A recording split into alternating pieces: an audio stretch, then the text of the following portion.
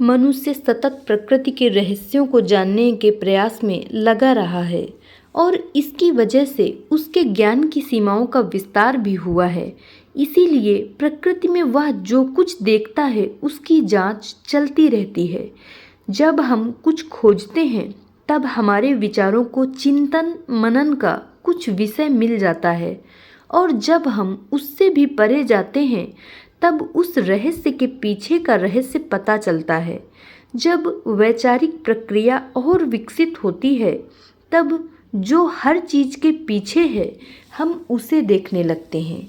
हमारे पूर्वजों ने जब संसार का मूलभूत कारण देखने के लिए सीधे इसमें झांका तो वे सीधे मनुष्य और ईश्वर के बीच का संबंध और प्रकृति का प्रतिनिधित्व करने वाली स्थिर और गतिशील मूल्यों की जानकारी तक पहुंच गए।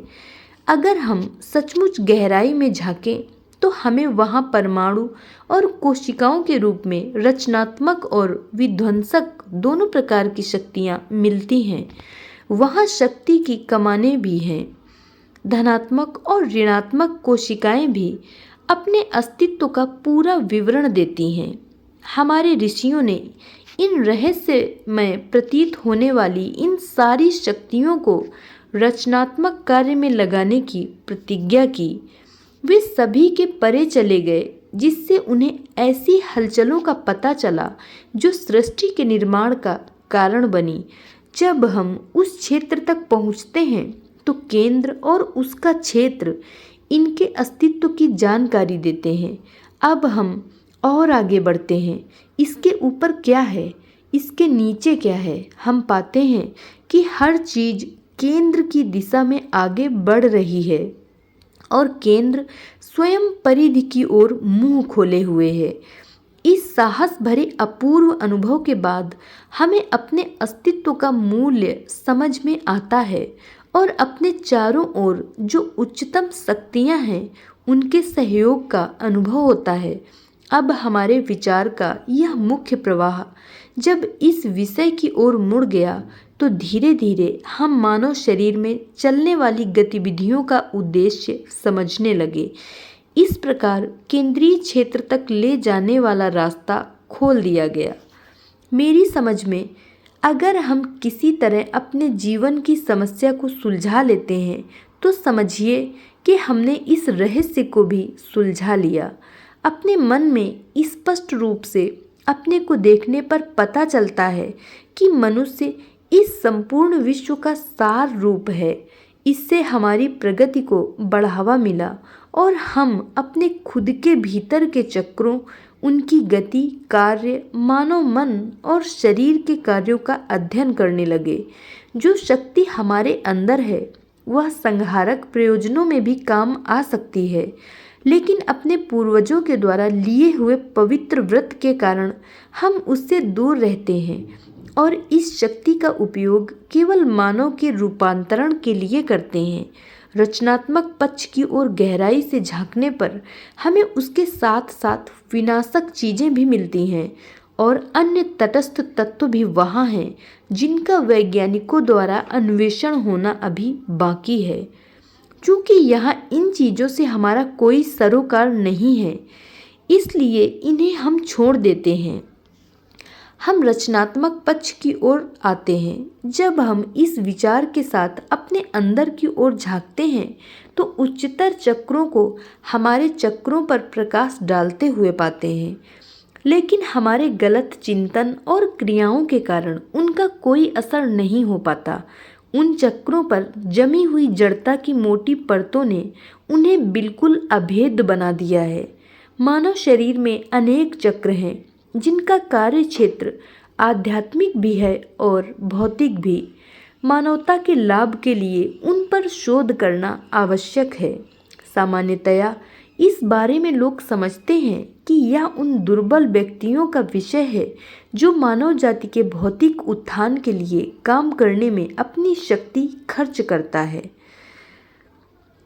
हम में से कई लोग आधुनिक सभ्यता और भौतिकता की असीमित गति के उदाहरण देकर आध्यात्मिकता पर वार करते हैं। वे खुद सीमित को पाने का प्रयत्न प्रयत्न करने के कारण अपने आप को एक सीमित दायरे में सिमटा लेते हैं और बाद में खुद पीछे रह जाते हैं। सही विचार यह होना चाहिए कि हमें सीमित से असीम की ओर बढ़ना है।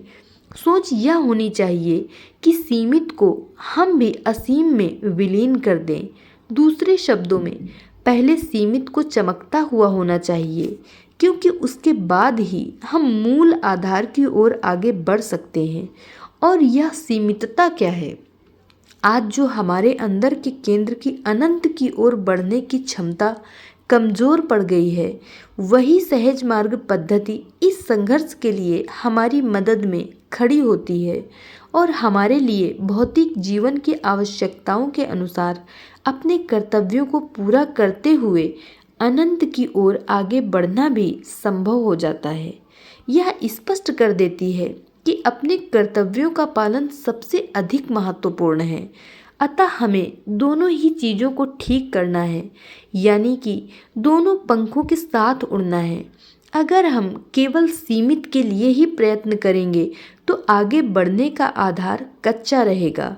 हमें सीमित को पाने का प्रयत्न भी उस असीम तक पहुंचने के उद्देश्य के साथ करना चाहिए और प्राप्त सारे सक्रिय उपायों को इसी उद्देश्य से अमल में लाना चाहिए। और ये उपाय क्या है? ये उपाय वे पद्धतियाँ हैं जिनमें शुरू से ही इस अनंत तत्व के गुणों का समावेश हो। मैं उनका बहुत आभारी होऊंगा जो मेरे इस कथन को गहराई से समझकर उस पर चिंतन करेंगे। इसे सबसे ज़्यादा अच्छी तरह वे ही कर सकते हैं जिन्होंने इन विशेषताओं को खुद अपने अंदर अपने केंद्र में आत्मसात कर लिया हो, जो उच्च केंद्रों से शक्ति और श्रद्धा को अपनी ओर नीचे के केंद्रों के लिए आकर्षित कर सकते हैं और उनका परिणाम भी अभ्यासी के अंदर संप्रेषित कर सकते हैं ताकि वे भी इस विशिष्टता को अपना सकें। इसके लिए हमेशा एक गतिशील समर्थ सहायता की आवश्यकता होती है। जब तक हमारे चक्रों में जमी हुई जड़ता दूर नहीं की जाती, स्थूलता और जटिलता के कारण उच्च केंद्रों का परिणाम और कृपा हमसे बिल्कुल दूर रह जाते हैं। सहज मार्ग इसके लिए चक्रों की सफाई का तरीका देता है और प्राणाहुति की सहायता से गुरुदेव इसे स्वयं भी करते हैं। जब तक अभ्यासी को सीधे अनुग्रह की प्राप्ति नहीं होती, स्वयं प्रशिक्षक उन्हें गुरु से सीधे प्राप्त होती दिव्यता अभ्यासी में संप्रेषित करते हैं। प्रकृति की शक्तियों और शक्ति की कमानों के बारे में मैं पहले ही कह चुका हूँ। इन सब का प्रयोग आवश्यकता अनुसार मनुष्य के रूपांतरण के लिए किया जाता है। हृदय के भीतर दिव्य प्रकाश का भाव लेते हुए हम ध्यान से प्रारंभ करते हैं, धीरे धीरे ऊपर उठना शुरू करते हैं। दूसरे शब्दों में बेहतर तरीके से कहें तो हम आंतरिक चेतना में गहरे बैठने लगते हैं। परिणामतः प्रथम स्तर से ही अभ्यासी को विस्तार का अनुभव होने लगता है।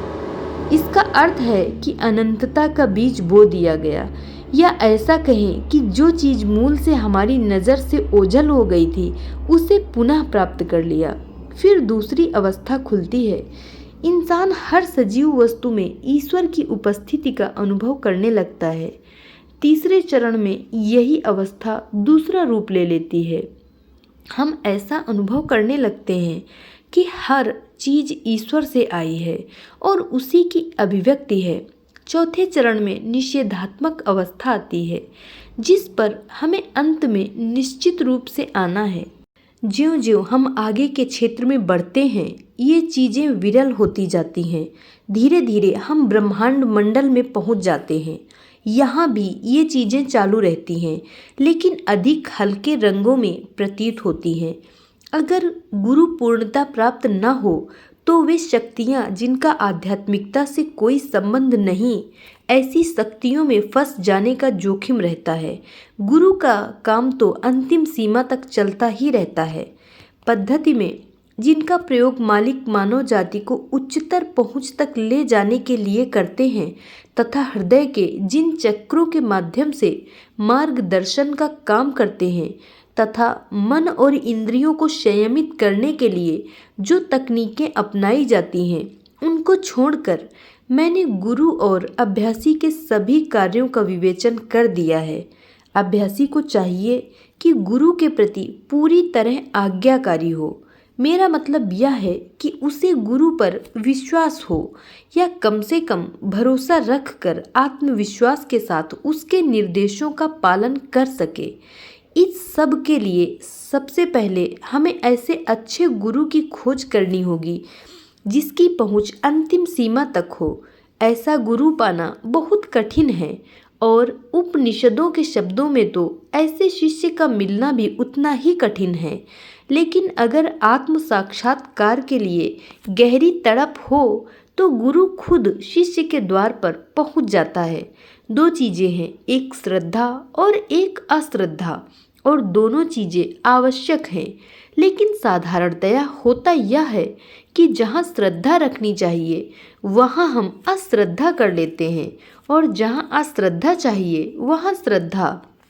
अंत में एक महत्वपूर्ण बात यही कहना चाहूँगा कि जिन्हें आत्म साक्षात्कार की उत्कृष्ट अभिलाषा है उनके लिए यह बिल्कुल भी कठिन नहीं है। अगर सच्ची अभिलाषा है तो आपको यही सही रास्ता मिलेगा जिसके द्वारा थोड़े ही समय के अंदर आत्म साक्षात्कार भी हो जाएगा।